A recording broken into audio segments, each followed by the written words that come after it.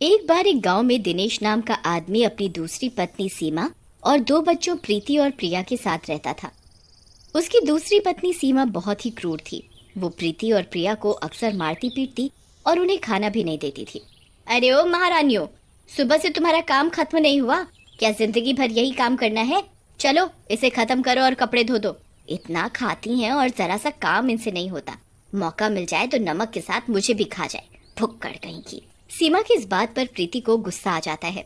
माँ, अगर आप हमसे ऐसे ही बात करोगे तो हम पिताजी से आपकी शिकायत करेंगे। पिताजी से शिकायत करेंगे? तेरा बाप मेरा क्या उखाड़ लेगा? वैसे भी तो वो चूहे से कम नहीं है।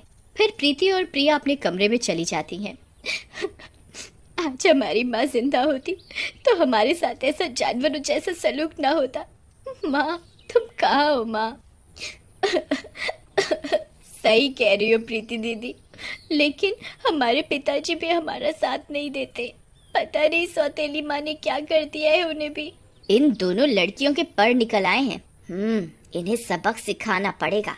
आज ही अपनी बहन सविता को बुलाती हूँ और इनको ठीक करती हूँ। अगले दिन सीमा के बुलाने पर सविता घर पर आ जाती है और फिर सीमा उसे सारी बात बताती है।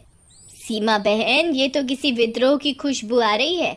अगर जल्दी ही इन्हें ठीक नहीं किया तो ये कल को तेरे सिर पर बैठेंगी और तुझे नौकरानी बना देंगी। फिर सविता सीमा को एक योजना बताती है। योजना के अनुसार जब प्रीति और प्रिया सो रही होती हैं, तभी सीमा प्रीति को चुपके से उठा लेती है और घर के बाहर बने कुएं पर ले जाती है।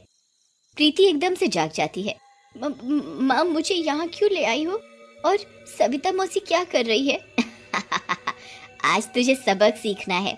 बहुत मुंह चलाती है ना? मेरी प्यारी बहना से बहस करेगी? ऐसा कहकर सविता प्रीति को मारने लगती है और फिर कुएं में लटका देती है। माँ, मुझे माफ कर दो। मैं आगे से कभी आपसे बहस नहीं करूंगी। मुझे कुएं से बाहर निकालो। माँ, मेरे हाथ छूट जाएंगे तो मैं कुएं में गिर जाऊंगी। मजा आ गया सविता बहन। टंगे रहने दो थोड़ी देर और, अकल ठिकाने आ जाएगी इसकी। लेकिन तभी प्रीति का हाथ छूट जाता है और वो कुएं में गिर जाती है।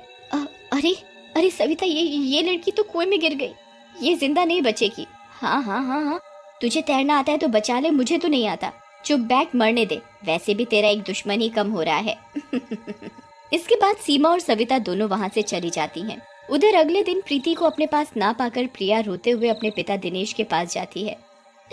पिताजी, प्रीति दीदी कल से लापता है, पता नहीं कहाँ चली गई। हाँ ठीक है बेटी, मैं अभी देखता हूँ कहाँ है वो, तुम रो मत। तभी सीमा और सविता वहाँ आ जाती हैं। इन लड़कियों के तमाशे से तो मैं दुखी हो गई हूँ। जब देखो नया ड्रामा। चलो अपना काम करो, बहाने पास कहेंगी। उधर रात तक भी प्रीति को अपने पास ना पाकर प्रिया रोने लगती है।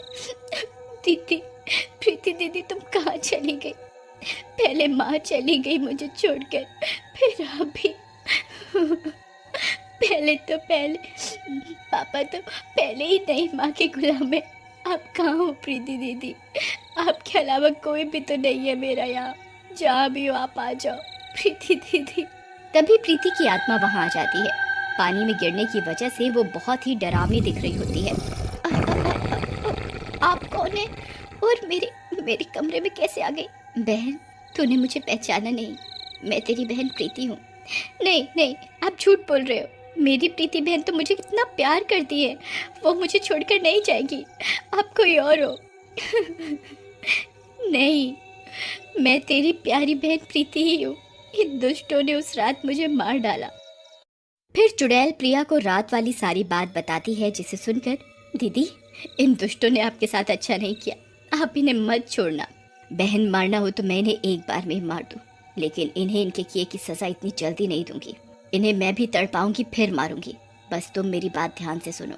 फिर चुड़ैल प्रिया को सारी योजना समझाती है। अगले दिन सुबह प्रिया घर के काम कर रही होती है, तभी सविता वहाँ आती है। क्या हुआ महारानी? आ जाएगी तेरी बहन। चल घर के काम जल्दी से खत्म कर तो रही हूँ, अब क्या मशीन बन जाऊं?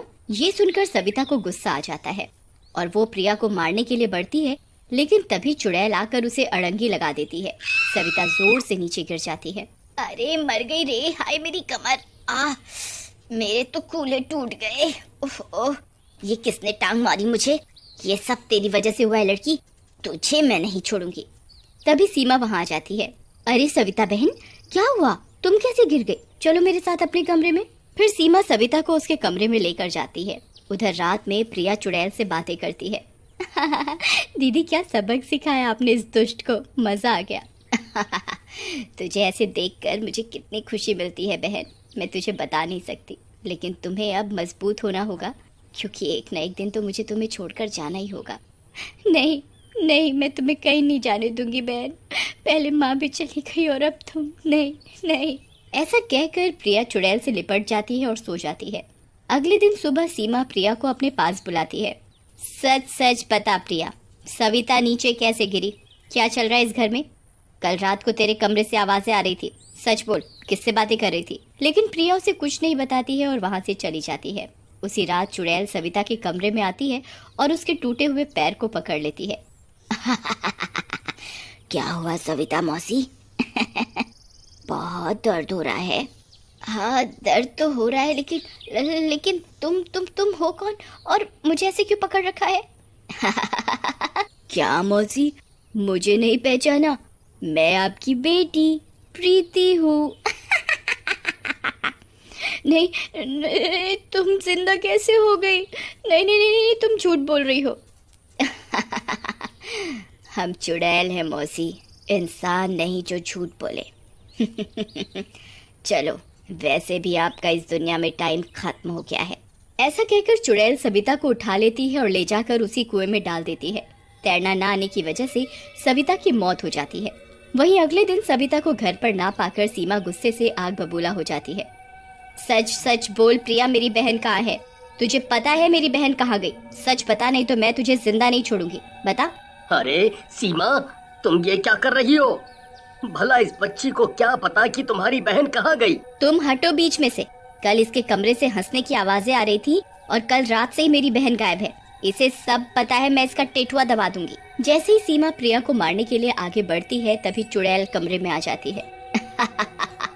चुड़ैल तो मैं हूँ माँ, तुम चुड़ैलों वाली हरकतें क्यों कर रही हो?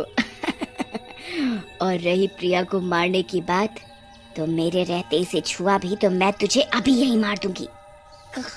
कौन हो तुम? तुम्हारी आवाज तो प्रीति जैसी लग रही है। सही कहा, मैं प्रीति ही हूँ जिसे तूने कुएं में फेंक कर मार डाला था। ऐसा कहकर चुड़ैल सीमा को उठा लेती है और कुएं में लटका देती है। बहन, छोड़ दो इसे, ये जैसी भी है हमारी माँ है, हम इसको कैसे मार सकते हैं? लेकिन प्रीति प्रिया की कोई बात नहीं सुनती और सीमा को कुएं में फेंक देती है। बेटी मुझे माफ कर दो, मैं अब से प्रिया का पूरा ख्याल रखूंगा। तभी प्रीति वहाँ से मुक्त होकर चली जाती है।